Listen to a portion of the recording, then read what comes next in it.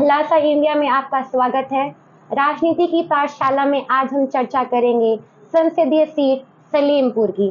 आइए जानें सूबे की सलेमपुर लोकसभा सीट का संसदीय इतिहास, वहां का जातिगत समीकरण और चुनावी आंकड़ों की गुणागणित। उत्तर प्रदेश की 80 लोकसभा सीटों में से एक सीट सलेमपुर लोकसभा सीट है। सातवें और अंतिम चरण में सलेमपुर में 1 जून को मतदान होना है। देवरिया और बलिया जिले के हिस्सों को जोड़कर बनाया गया है। सलेमपुर लोकसभा क्षेत्र सलेमपुर आजादी से पहले तक सबसे बड़ा तहसील हुआ करता था। सलेमपुर कभी गुप्त वंश और पाल शासकों के अधीन था।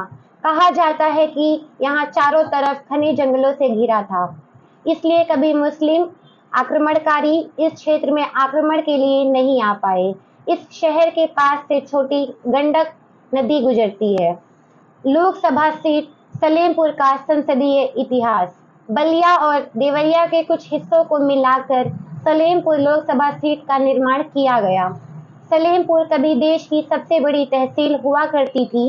इस इलाके पर कभी गुप्त वंश और कभी पाल शासकों का शासन था। उसके बाद यहाँ मुस्लिम आक्रांताओं ने शासन किया। ब्रिटिश शासन ने 1939 में तहसील के रूप में इसकी स्थापना की गई। यहाँ से छोटी गंडक नदी गुजरती है। बिहार बॉर्डर से सटी सलेमपुर संसदीय सीट कहने को तो देवरिया जिले में आती है, लेकिन इस सीट पर जीत हार का फैसला बलिया वाले करते हैं।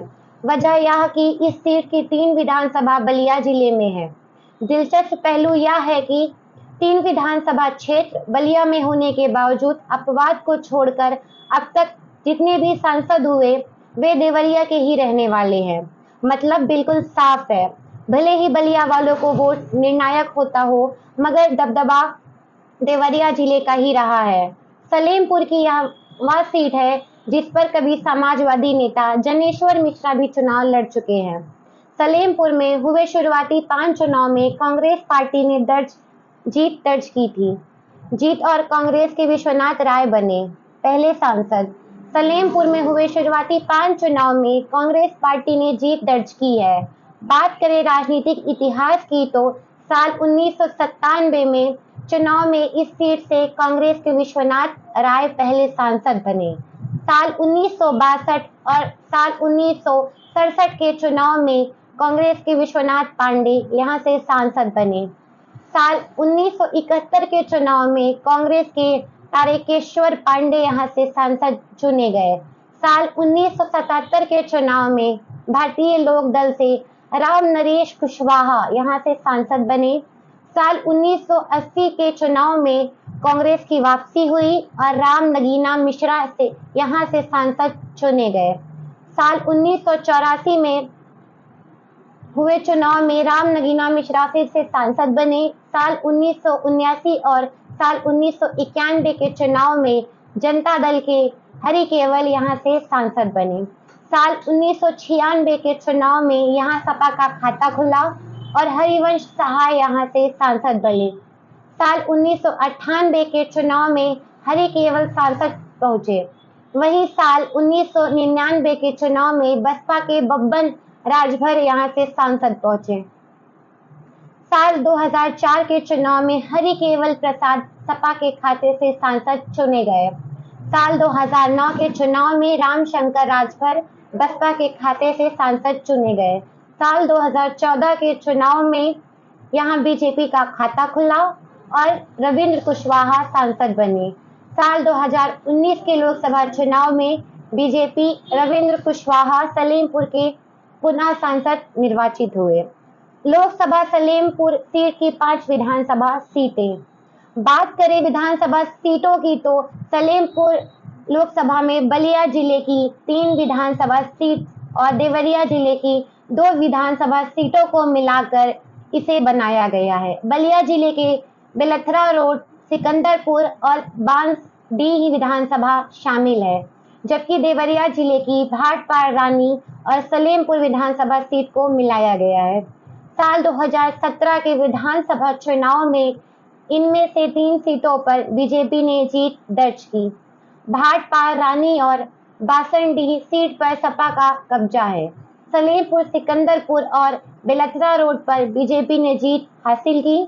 साल 2022 के चुनाव में पांचों विधानसभा सीटों में बेलथरा रोड सीट सुभाष सपा और सिकंदरपुर विधानसभा सीट सपा के पास है, जबकि भाटपार, रानी, सलेमपुर और बासंडी विधानसभा सीट पर भाजपा के विधायक हैं। लोकसभा सीट सलेमपुर में मतदाताओं की संख्या। सलेमपुर में कुल 17,61,282 मतदाता हैं। इनमें पुरुष मतदाताओं की संख्या 9,63,207 है, जबकि महिला वोटर 8,24,015 है। थर्ड जेंडर निर्वाचक की संख्या यहाँ 60 है। साल 2019 में यहाँ कुल मतदान 55.33% था। साल 2014 लोकसभा चुनाव के नतीजों पर भी एक नजर। साल 2004 के लोकसभा चुनाव में सपा के हरिकेवल प्रसाद यहाँ से सांसद बने। हरिकेवल प्रसाद को कुल 1,95,570 वोट मिले, जबकि दूसरे नंबर पर कांग्रेस के भोला पांडे रहे। भोला पांडे को कुल 1,79,317 वोट मिले। तीसरे नंबर बसपा के रमाशंकर राजभर रहे, उन्हें 1,32,013 वोट मिले। साल 2014 लोकसभा चुनाव के नतीजों पर भी एक नजर। साल 2009 के लोकसभा चुनाव में बसपा के रमाशंकर राजभर यहाँ से सांसद बने। राजभर को कुल 1,75,088 वोट मिले। दूसरे नंबर पर कांग्रेस के भोला पांडे रहे। भोला पांडे को कुल 1,56,783 वोट मिले। तीसरे नंबर पर सपा के हरिकेवल रहे। हरिकेवल को कुल 1,35,414 वोट मिले। साल 2014 लोकसभा चुनाव के नतीजों पर भी एक नजर। घोसी लोकसभा सीट पर साल 2014 में पहली बार मोदी लहर में बीजेपी ने जीत पाई थी और रविंद्र कुशवाहा यहाँ से सांसद बने। रविंद्र कुशवाहा को कुल 3,92,213 वोट मिले थे, जबकि दूसरे नंबर पर बसपा के रविशंकर सिंह रहे। रविशंकर को कुल 1,59,871 वोट मिले। तीसरे नंबर पर सपा के हरिवंश सहाय कुशवाहा रहे, उन्हें 1,59,678 वोट मिले।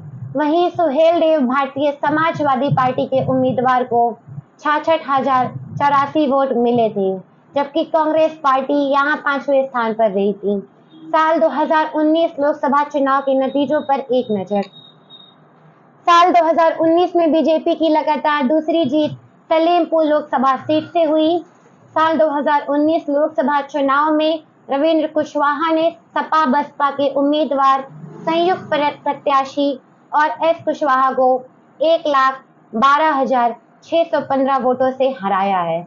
रविंद्र कुशवाहा को 4,63,940 वोट मिले, जबकि बसपा के आर.एस. कुशवाहा को 3,55,325 वोट मिले थे। जबकि तीसरे स्थान पर रहे सुहेल देव भारतीय समाज पार्टी के राजाराम को 33,573 वोट मिले थे। सलेमपुर लोकसभा सीट पर भाजपा सपा में सीधी जंग। बसपा को काडर वोट सहेजने की चुनौती। लोकसभा चुनाव 2024 में यूपी की इस सीट पर भाजपा सपा में सीधी जंग की पटकथा तैयार हो गई है। सपा के सामने कांडर वोट सहेजने की चुनौती है। भाजपा हैट्रिक की तैयारी में है तो राजभर यादव और मुस्लिम की समीकरण बनाकर सपा इस सीट को छीनने की पूरी कोशिश में जुटी हुई है। देवरिया जिले की सलेमपुर लोकसभा सीट पर भाजपा इस बार हैट्रिक की तैयारी में है। रविंद्र कुशवाहा पर पार्टी ने लगातार तीसरी बार भरोसा जताया है। कुशवाहा का सीधा मुकाबला इंडी गठबंधन से सपा से मैदान में उतरे पूर्वी बसपा सांसद रमाशंकर राजभर से है। राजभर यादव और मुस्लिम का समीकरण बनाकर सपा इस सीट को छीनने की पूरी कोशिश में जुटी है। बसपा ने भीम राजभर को मैदान में उतारकर राजभर बिरादरी के वोटों में बंटवारे की पटकथा लिख दी है, पर दो राजभर प्रत्याशियों के बीच खड़े बिरादरी के मतदाता खामोशी से हवा का रुख भांप रहे हैं। यानी जिधर का पलड़ा भारी होगा उनका झुकाव उधर ही होगा।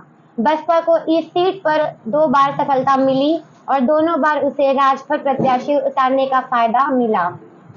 1999 में बब्बन राजभर और 2009 में रमाशंकर राजभर को मिली सफलता को देखते हुए ही शायद उसने एक बार फिर उन्हीं समीकरणों को आजमाने की कोशिश की। लोकसभा सीट सलेमपुर का जातीय समीकरण। सलेमपुर लोकसभा क्षेत्र की 80% आबादी समान वर्ग के लोगों की है, जबकि 16% लोग अनुसूचित जाति हैं।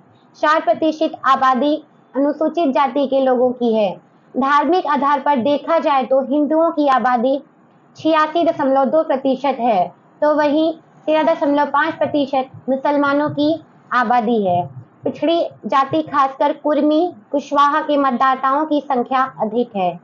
एक अनुमान के मुताबिक यहाँ 15% ब्राह्मण, 18% कुर्मी, मौर्य कुशवाहा, 14% राजभर, 15% अनुसूचित जाति, 2% यादव, 4% क्षत्रिय, 13% अल्पसंख्यक जाति के मतदाता हैं, जबकि लगभग 4 वैश्य, 2 कायस्थ, 2 सैंधवाद और 4% निषाद व बाकी अन्य जाति के मतदाता हैं।